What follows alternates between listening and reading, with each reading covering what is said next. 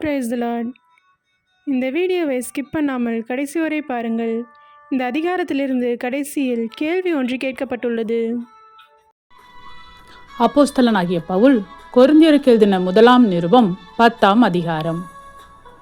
இப்படி இருக்க சகோதரரே, நீங்கள் எவைகளை அறிய வேண்டும் என்றிருக்கிறேன் என்றால், நம்முடைய பிதாக்கள் எல்லாரும் மேகத்துக்கு கீழாய் இருந்தார்கள். எல்லாரும் சமுத்திரத்தின் வழியாய் நடந்து வந்தார்கள். எல்லாரும் மோசைக்குள்ளாக மேகத்தினாலும் சமுத்திரத்தினாலும் ஞான ஸ்நானம் பண்ணப்பட்டார்கள். எல்லாரும் ஒரே ஞான போஜனத்தை புசித்தார்கள். எல்லாரும் ஒரே ஞானபானத்தை குடித்தார்கள். எப்படியெனில் அவர்களோடே கூட சென்ற ஞான கண்மலையின் தண்ணீரை குடித்தார்கள். அந்த கண்மலை கிறிஸ்துவே.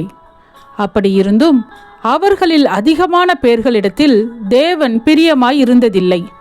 ஆதலால் வனாந்திரத்திலே அவர்கள் அழிக்கப்பட்டார்கள். அவர்கள் இச்சித்தது போல நாமும் பொல்லாங்கானவைகளை இச்சியாதபடிக்கு இவைகள் நமக்கு திருஷ்டாந்தங்களாய் இருக்கிறது.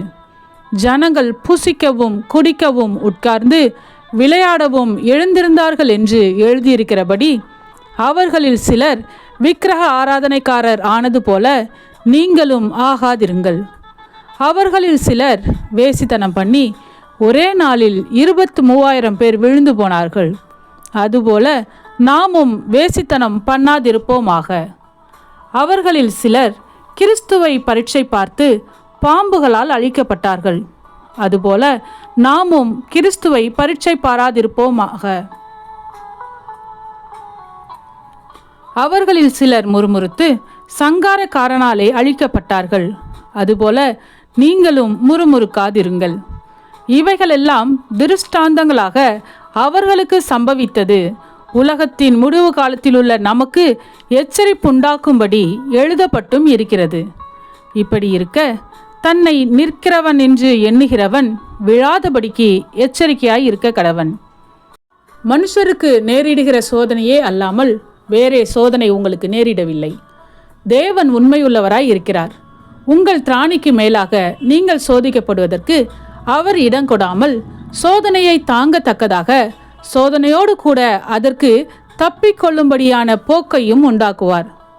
ஆகையால் எனக்கு பிரியமானவர்களே, விக்கிரக ஆராதனைக்கு விலகி ஓடுங்கள். உங்களை புத்திமான்கள் என்று எண்ணி பேசுகிறேன். நான் சொல்லுகிறதை நீங்களே நிதானித்து பாருங்கள். நாம் ஆசீர்வதிக்கிற ஆசீர்வாதத்தின் பாத்திரம் கிறிஸ்துவினுடைய இரத்தத்தின் ஐக்கியமாய் இருக்கிறதல்லவா? நாம் பிட்கிற அப்பம் கிறிஸ்துவினுடைய சரீரத்தின் ஐக்கியமாய் இருக்கிறதல்லவா? அந்த ஒரே அப்பத்தில் நாம் எல்லாரும் பங்கு பெறுகிறபடியால் அநேகரான நாம் ஒரே அப்பமும் ஒரே சரீரமுமாய் இருக்கிறோம்.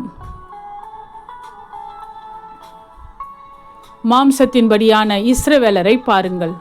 பலிகளை புசிக்கிறவர்கள் பலிபீடத்தோடே ஐக்கியமாய் இருக்கிறார்கள் அல்லவா? இப்படி இருக்க விக்கிரகம் ஒரு பொருள் என்றும் விக்கிரகத்துக்கு படைக்கப்பட்டது ஒரு பொருள் என்றும் நான் சொல்லுகிறேனோ? அஞ்ஞானிகள் பலியிடுகிறவைகளை தேவனுக்கல்ல பேய்களுக்கே பலியிடுகிறார்கள் என்று சொல்லுகிறேன். நீங்கள் பேய்களோட ஐக்கியமாய் இருக்க எனக்கு மனதில்லை. நீங்கள் கர்த்தருடைய பாத்திரத்திலும் பேய்களுடைய பாத்திரத்திலும் பானம் பண்ணக்கூடாதே. நீங்கள் கர்த்தருடைய போஜன பந்திக்கும் பேய்களுடைய போஜன பந்திக்கும் பங்குள்ளவர்களாய் இருக்கக்கூடாதே.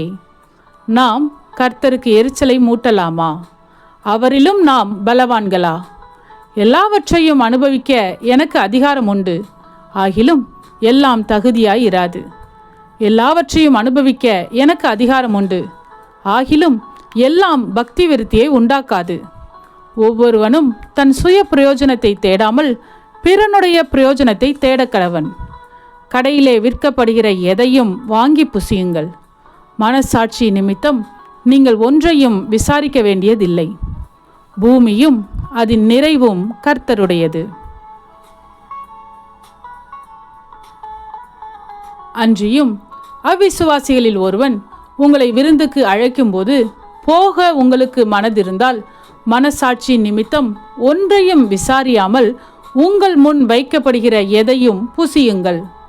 ஆயினும் இது விக்கிரகங்களுக்கு படைக்கப்பட்டதென்று ஒருவன் உங்களுக்கு சொன்னால் அப்படி அறிவித்தவன் நிமித்தமும் மனசாட்சியின் நிமித்தமும் புசியாதிருங்கள்.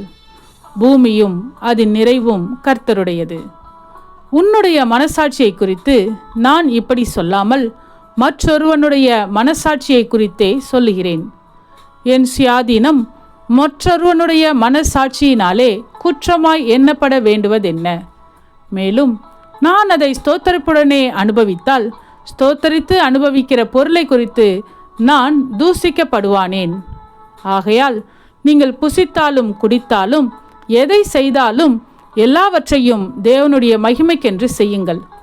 நான் என் சுய பிரயோஜனத்தை தேடாமல் அநேகருடைய பிரயோஜனத்தை தேடி அவர்கள் ரட்சிக்கப்படும்படிக்கு எவ்விதத்திலும் எல்லாருக்கும் பிரியமாய் நடக்கிறது போல நீங்களும் யூதருக்கும் கிரேக்கருக்கும் தேவனுடைய சபைக்கும் இடரலற்றவர்களாய் இருங்கள்.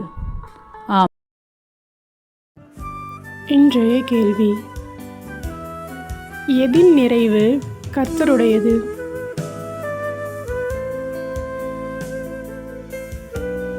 உங்க பதில கமெண்ட் பண்ணுங்க. சத்தியத்தையும் அறிவீர்கள், சத்தியம் உங்களை விடுதலையாக்கும்.